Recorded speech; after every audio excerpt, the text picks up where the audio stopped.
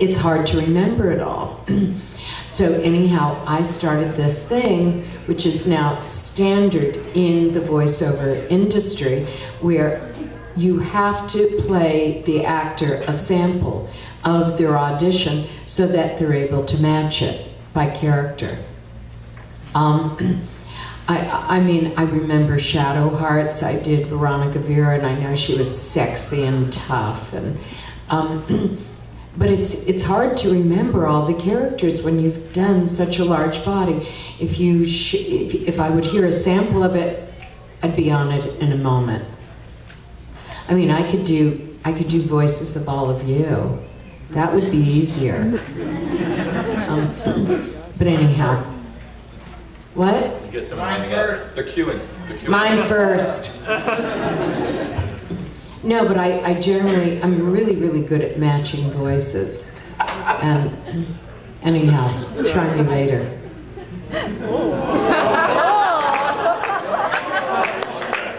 You can try me as well.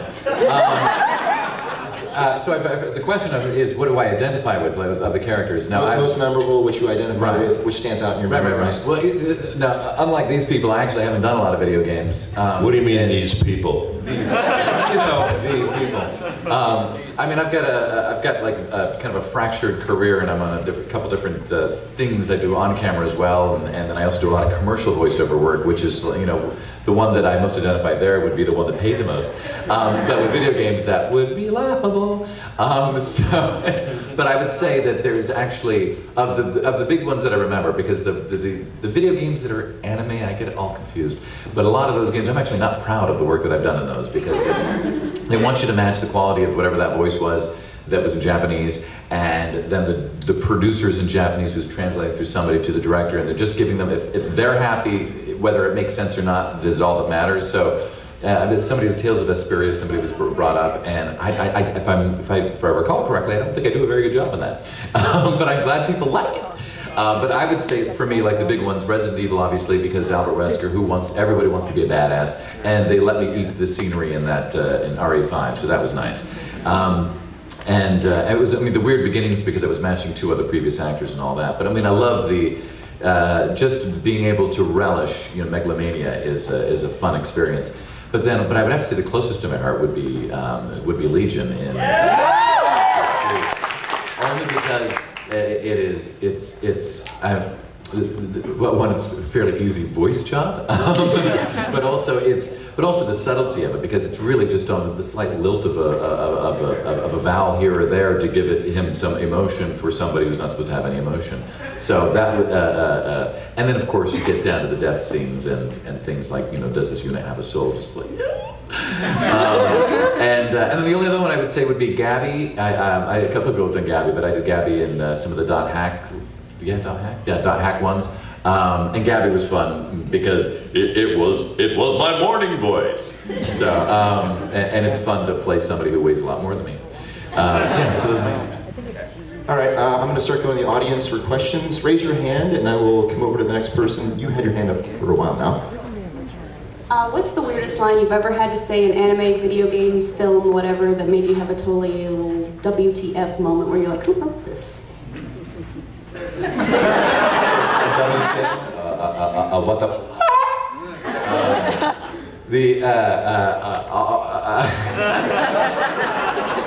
There's actually a whole bunch that I don't remember, and it would be with all the translation ones from the Japanese, because somebody who said they spoke English, the translation they didn't quite, and so you get these really bizarre things that they let you change a lot of times when you're finally recording them. But the only one the only one that I can come to mind for me would be, and it's actually a Liam O'Brien line he wrote, which was, "You will give me an egg." I have a couple of stories. The first one was actually a live film, but it's pretty funny. I was running upstairs. It was an Italian film, and the Italian director said, "Go, faster, run up the stairs, faster." So I'm going, and he goes, no, faster. So I go, And I go, no, no, faster, faster, faster. And I go,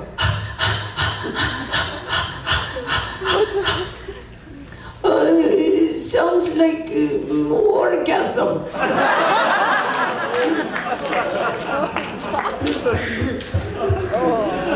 And it was pretty funny. Richard was there when it happened.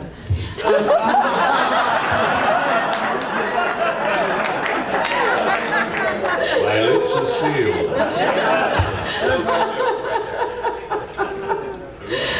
That one just...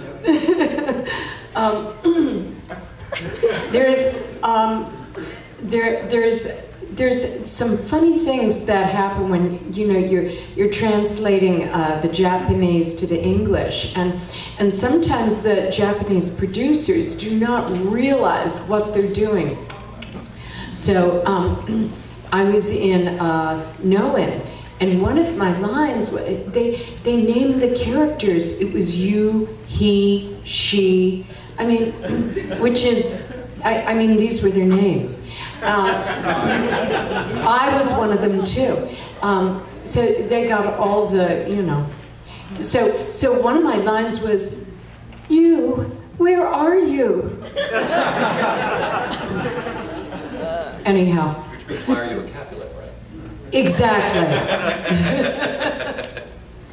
Your turn. Oh, well, that just reminds me of when I started doing Kingdom Hearts. There wasn't a particular line, but my first session with them, there was 6 guys in the booth, 6 Japanese clients and 6 guys from Disney in the booth. And I would go in and I took the part over for Billy Zane. He did the first movie, or the first game, I mean, and then I took it over for him. And I don't know why they didn't have him back. I don't know if they liked him, or he was unavailable, or he pooped in their salad. I'm not sure what he did. But anyway, I would do a line, and the engineer would come on the talkback and go, just a minute. And they would talk amongst themselves for like 5-10 minutes, and they'd come back and, can you do that line a little faster? So I did the line a little faster. They go, just a minute. And they'd talk amongst themselves for 5-10 minutes. Can you do that line a little slower? So this went on all day long. I was like ready to jump off a cliff. And finally, we had a break, and I took the engineer aside. I said, how did Christopher Lee put up with this? He said, oh, they did it to him once. And he said, all right, I'm going to tell you how we're going to do this. I'm going to read this script from the top to the bottom, and then I'm going home. And I thought, how cool is that? I wish I could do that. So that was just, it wasn't a line, but it was kind of a weird thing that happened.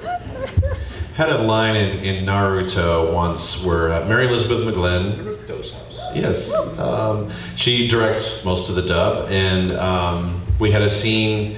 We don't see the stuff ahead of time. We don't practice, rehearse, get the script, see the footage or anything. We come in and then they kind of catch us up to speed right there at the session. So we're queuing up the next line. And it's like, all right, good luck. That's all she said. And I look at the line, and the line, I guess it made sense visually, but I look at the line and it says, all right, I'm gonna sneak in. It's my character Kiba. So I'm gonna sneak in and take him from behind and use my all-fours jutsu.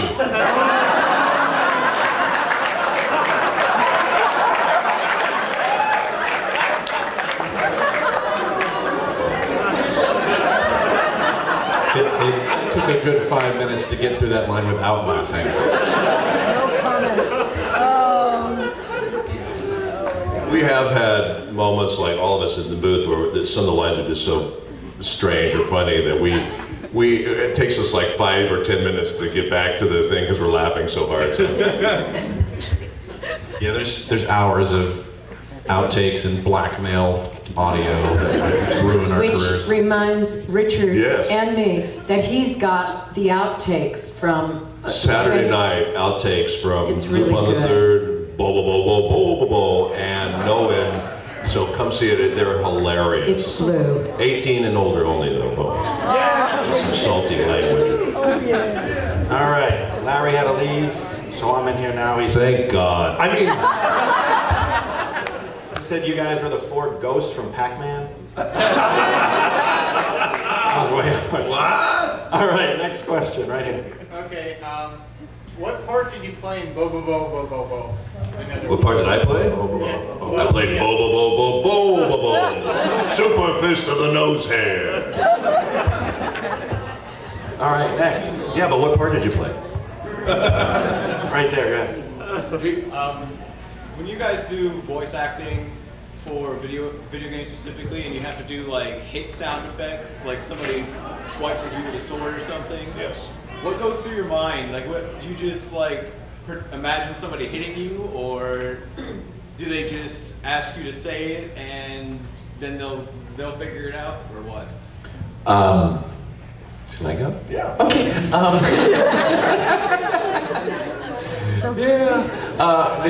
You know, it's kind of funny is because I used to actually love doing efforts. When I first got into voiceover, I was in an ADR group, so we did a lot of these low-budget movies, which were usually war movies or gangster movies. There's always people getting beat up, and so we were always doing efforts in the booth for that kind of stuff. So when it came to video games, it was like, it's easy.